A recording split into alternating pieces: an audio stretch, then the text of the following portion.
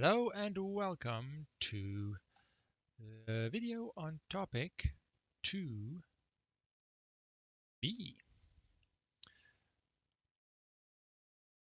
2b, where we are talking about measures of center and variability. Now, in the previous video, 2a, we acquired the knowledge for how to measure or how to calculate a measure, a number, that represents the two key properties of my distribution coming from a set of scores. The position, if you will, center, and the spread around that center. How quickly does it drop off, or does it extend very far in either direction? The variability.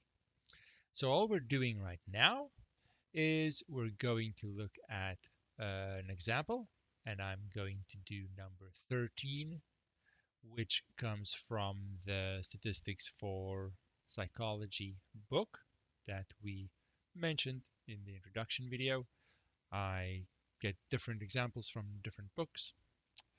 I want to do number 13, and all it is a set of scores, 1, 2, 3, 4, 5, 6 of them, and we want to calculate all the things we talked about last time. The mean, the median, the mode doesn't make much sense here because none of them repeat. Like we said, mode is more important for categorical variables. Then we'll move on to the variability calculations, sum of the square deviations, variance, standard deviation. All right, so let me just open it on my other screen here so I back and forth. You can pause, write these 6 numbers down, and we don't have to look at this all the time. But we are doing number.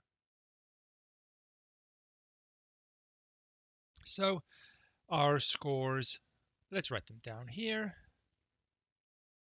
Scores are 3.0, 3.4,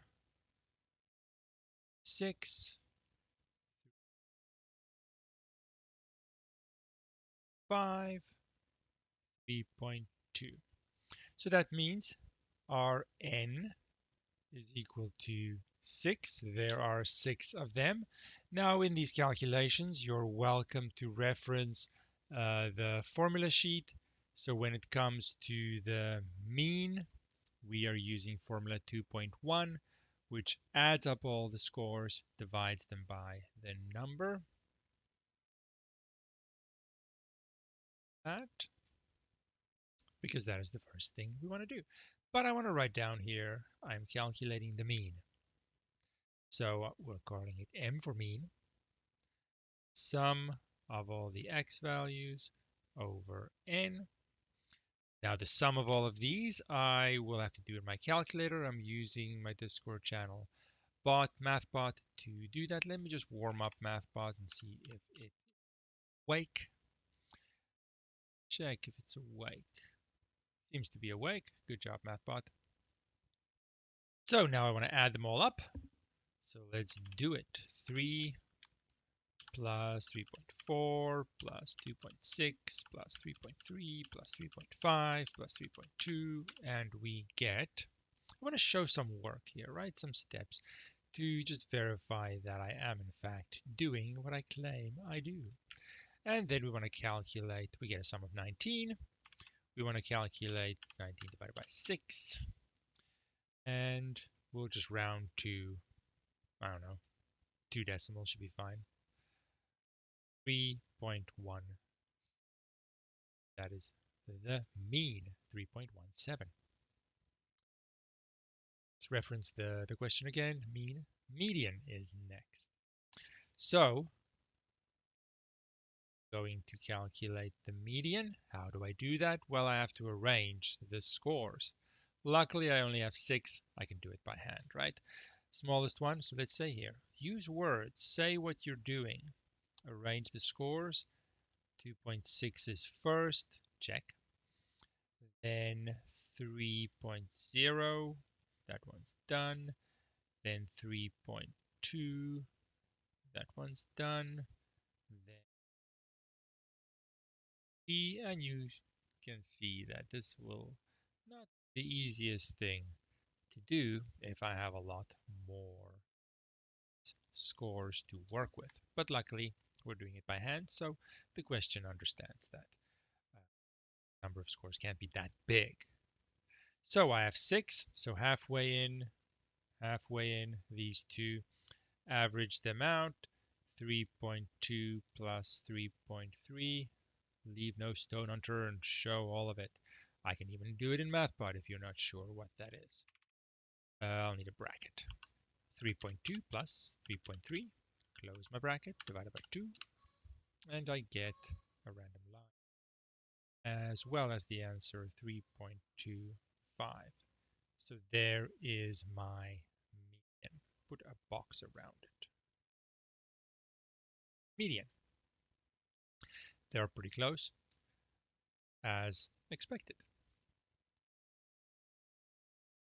So next up, we want to calculate the variance, and to do that, we have to get the deviations and square them and all kinds of stuff. Good times. So let's say it in a table first.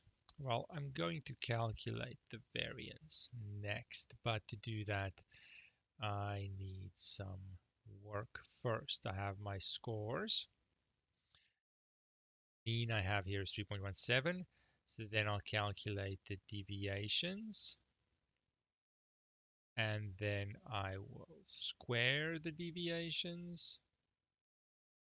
And that should be sufficient. Now we don't have a lot. We only have 6. But still, I'll leave them in the original order. Really doesn't matter, right? As long as I do them all. 5, squeeze in 3.2. Now the deviations here, I will just clarify one of them, the score minus the mean. I'm not going to write all of them out. We just need to calculate them. 3 minus 3.17. I'll always get a random line when I switch back into this window. Negative 0.17. Next one is the score 0.4 minus 3.17. If you think this is tedious, it's supposed to be when it's done by hand. To give me an appreciation when I can automate some of these things. Next score, 2.6 minus 3.17, the mean. Get a negative 0.57. And you'll see everything below the mean is going to get a negative deviation. Of course, everything above will be a positive deviation. Halfway there, 3 minus 3.17. So easy to do something wrong. Let your finger slip on the calculator. So easy to do. Even when it's the same thing over and over and over.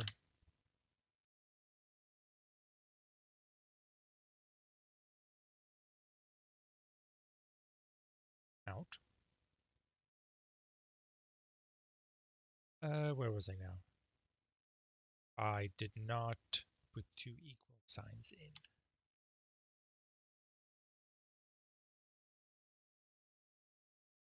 Go. Oh, seriously. I pressed my undo button too fast to get rid of this line.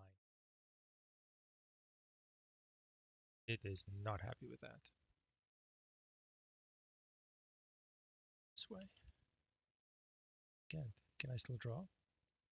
Okay, it's not completely unhappy. There we go. Stop using my shortcut button. Anyway, I get a 0.33 deviation. One more. That column.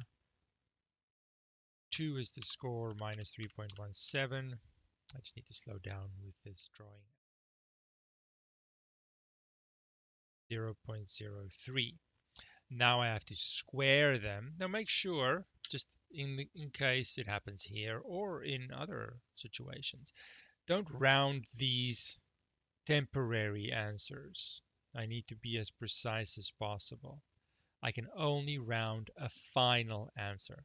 Don't round things on the way if I need to use them in a future calculation.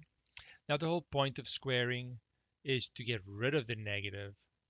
So when I square them, I don't have to type the negative. Make my life a little bit easier, right? Because the whole point is going to be a positive. I have to write down all the decimals here. If I round here, then when I add them, that answer won't be perfectly accurate, which means my variance and standard deviation won't be either. Just be aware of that. Next one is 0.23 squared. It has value to do this by hand. Not the hardest thing to do once you get used to it. Definitely do at least one by hand. Solidify that understanding. See people rush to asking, which is a risky game for me. Speaking and doing something else, I have to be careful. I see people rush to the statistics software and things like that too fast. Don't really understand what they're doing. MathBot is slowing down too. Come on, MathBot.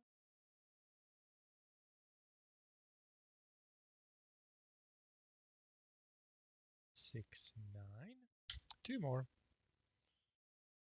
It's very important to suffer through a couple, however many you need, by hand. Gives you time, slower paced, and sure you know how these things are done. Yes, in some cases, some calculations are a little bit fancy for us. We're not necessarily like the skewness index, things like that. That at this stage, anyone wants to do by hand. But these fundamental calculations, we definitely need to understand completely. Okay, I made it to the end. Now I have to add those up. Add these up. Only the square deviations, right? And this is going to be the sum of the squares. Make sure I type correctly here. Very important. 0.0289 plus 0.0249 plus 169 plus 1089 plus 0.0009. Sum of the squares is 0.5334. Now this is one of the things that they are actually asking for. So I guess I'll put a box around it. Then the variance, which we will name, represent as d squared, is going to be, well, we're learning, right? Let's consult our formulas. You always have access to this. Formula 2.2, we've done the sum of the squares at the top there. So it's the sum of the squares divided by the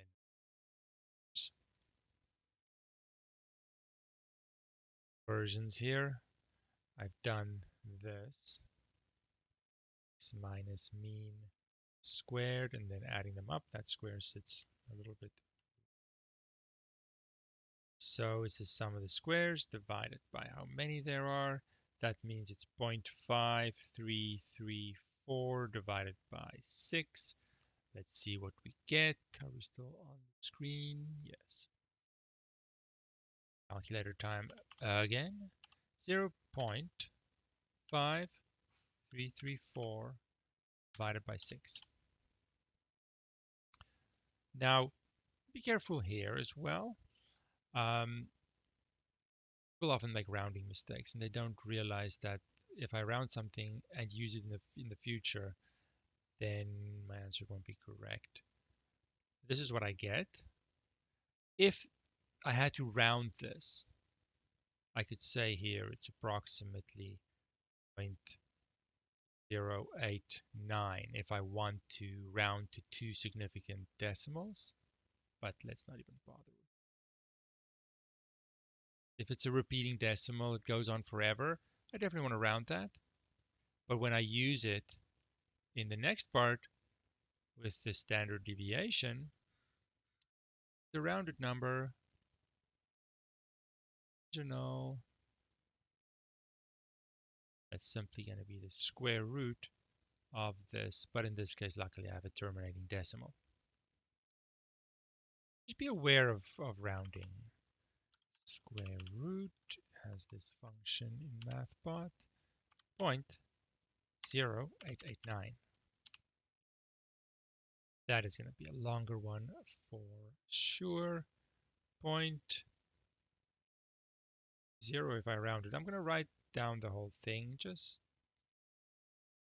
because this is our first example, just to illustrate here. But because this is a final answer, I can round to two decimal places and say 0.30.